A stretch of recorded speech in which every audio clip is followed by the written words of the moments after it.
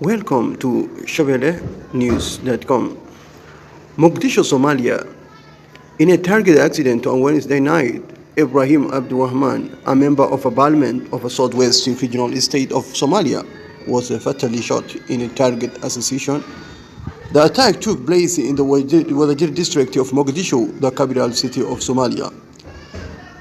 The assailant is suspected to be members of a militant group of Al-Shabaab used their pistols in the attack.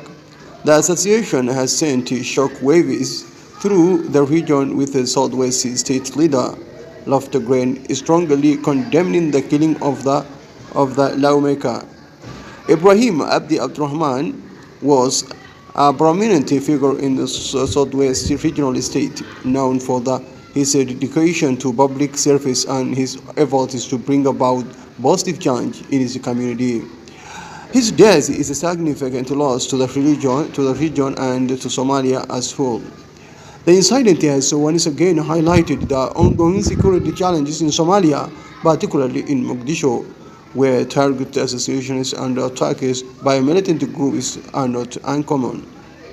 The Somali government and international partners have been working to improve security and stability in the country, but challenges remain. Thank you for your watching. I'm Ali Hassan Muhammad, ShabeleNews.com.